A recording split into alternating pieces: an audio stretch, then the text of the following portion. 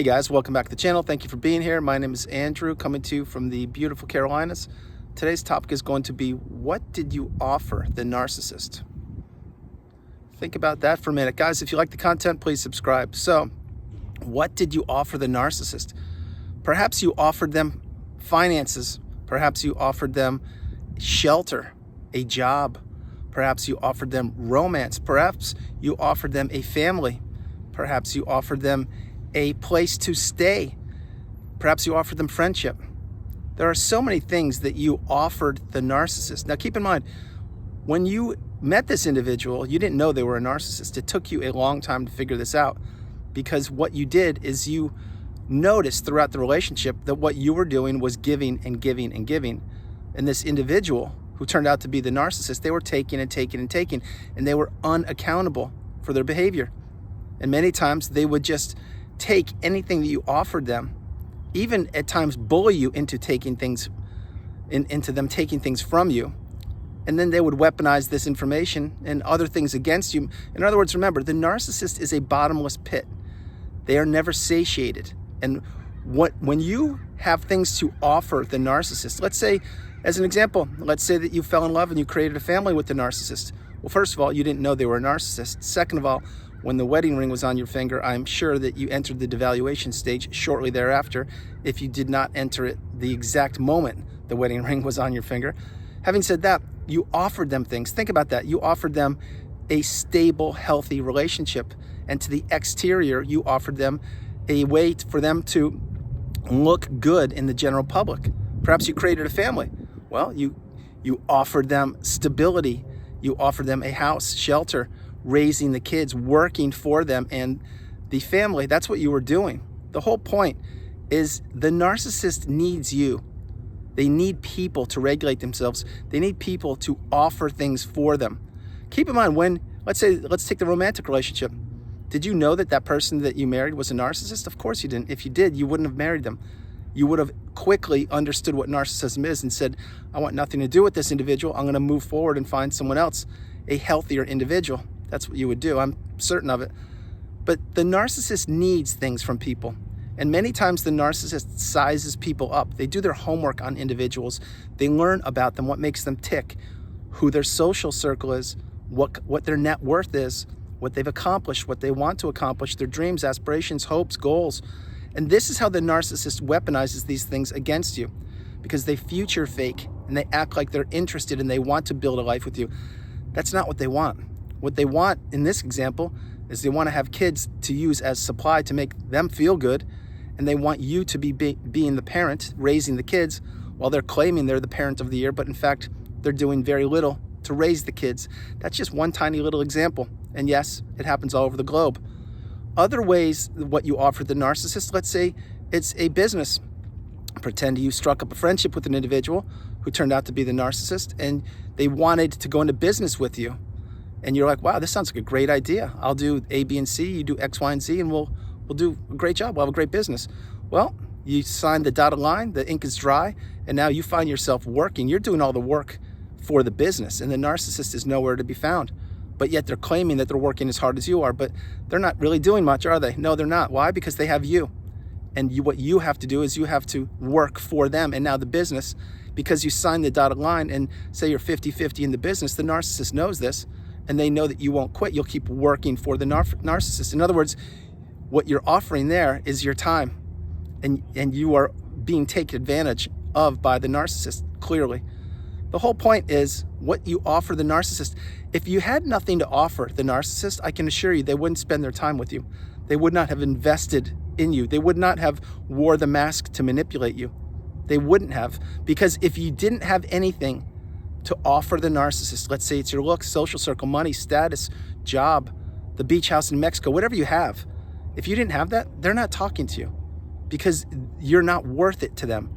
Now, those of you on the channel, and again, thank you very much for being here, most of you have gone through the toxic narcissistic relationship, and you know what you offered to the narcissist. You know that you would give to a fault. You know that you were a people pleaser, perhaps. You know that you certainly are an empath, most likely.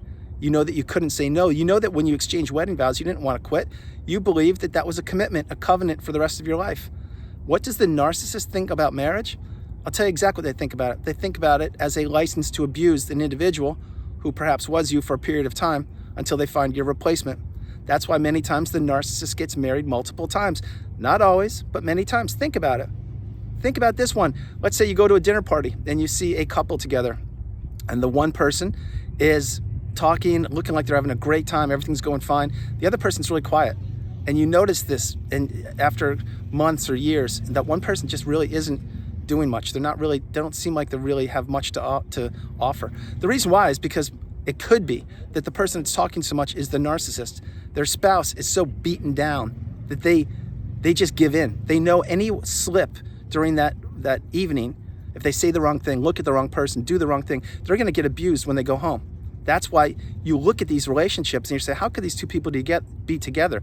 It's a lopsided relationship. Many times, not always, but the bully is the person who's talking more. And the quiet one is the one who's been beaten down so much they're in the narcissistic fog. They're afraid to do anything. They've become a shell of themselves. They don't even want to go to these functions at times, but yet they do it. And they're most likely in the trauma bond, and they don't have the wisdom. They can't break free. Think about this. But what do they offer now? They offer stability for the narcissist. It's a facade. It makes the narcissist look good that they're still married, and yet when they go home at night, they can abuse this individual, the person that wasn't speaking that much. That's just one example. This is how the narcissist is. Now, am I insinuating that everyone is a narcissist? Absolutely not. Do we all have some characteristics? Sure. Do we all exhibit them? I don't think so. I think that the narcissist is the people that really are the narcissists are the people that don't have empathy and that don't care and that can't love and that just want to take and consume other individuals. That's exactly what these people do. They're parasites, and they know it, and they can't change. They won't change. They do what they want, when they want, with whom they want. And they go through life bulldozing their way through life, abusing people, manipulating people, crushing relationships, ruining childhoods, ruining marriages, ruining friendships, ruining businesses in their wake of destruction and deceit and lies and manipulation, and they don't care. All they do is continue to switch the mask that they wear with a new individual, get married all over again, move to a new town, city, start a new business, whatever they do. And many times, keep in mind, the children of the narcissist, they don't even speak with the narcissist over time because they see the damage that has been inflicted. They see the childhood ruined. They see exactly who these people are and for what they are. And they get the wisdom. Believe me when I tell you, once the kids are old enough to leave the house, many times they go away to university or college, they see their peers. They see their peers' parents, how they treat them. And they're like, wait, I wasn't treated that way. What's going on here? And then they go down the rabbit hole, boom, discover the narcissistic abusive cycle that they were a part of. That's just one tiny little aspect.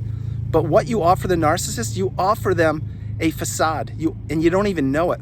That's why, example, maybe if you were married or in a romantic relationship, when you were with them, you were making them look good. They were getting supply. You were the arm candy. You were paying for things. You were planning things. You were creating memories. You were spending vacations and holidays and everything together. And was it real? To you, it was real, but to the narcissist, no. That's a ticking clock. They're just saying, okay, I put in a couple of years here. This one's about due, meaning he or she's resources are really getting depleted. They physically can't move around like they used to. Their job isn't what it was. Their social circle is gone. It's time to get the replacement. In other words, why? Because you didn't offer any more value to them. They took what they could have taken from you. The giving tree was chopped down. You could not give any more. And that's exactly why I'm saying these relationships are one-way relationships to Destructionsville. So what you offer the narcissist, in real life, you offer them virtually everything you had. Your time, your money, your energy, your effort, your commitment. And what did they do? They took it all. And they continued to take it all. And they continued to treat you poorly by gaslighting you, stonewalling you, giving the silent treatment, the smear campaign, which is vile and disgusting, triangulation. They did all of these things, blame shifting, word salad, you name it, they did it. Why? Because they wanted to, honestly, they wanted to take you down. They wanted to destroy you. Yeah, you may say, well, Andrew, you're being a little graphic here. I'm not. These people, they don't care about other individuals. Remember, the narcissist needs supply, whether it's positive or negative. They need to feel special. They need to feel like they're better than you and virtually everybody else on the planet.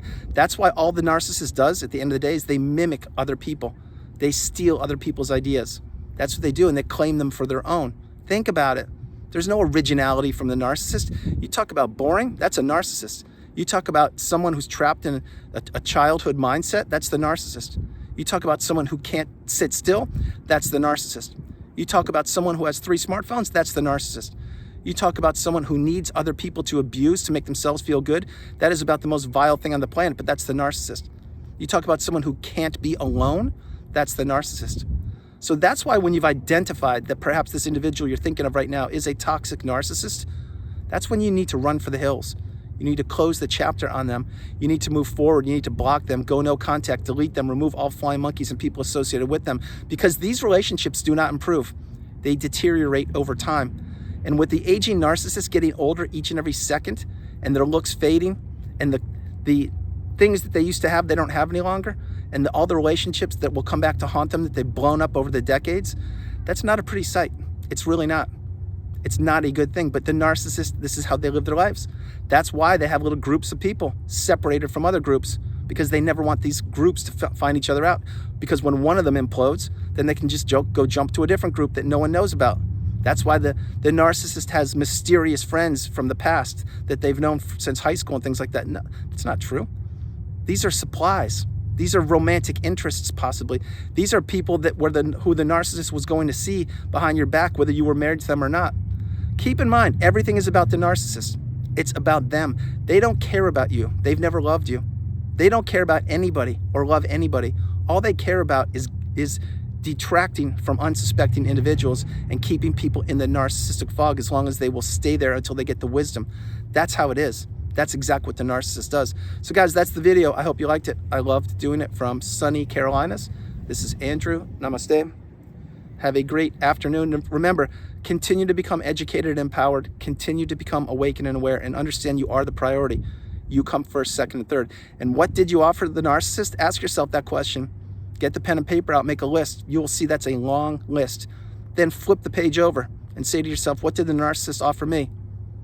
You will see a clear contrast in what you gave and what they took, and what they offered and what you received.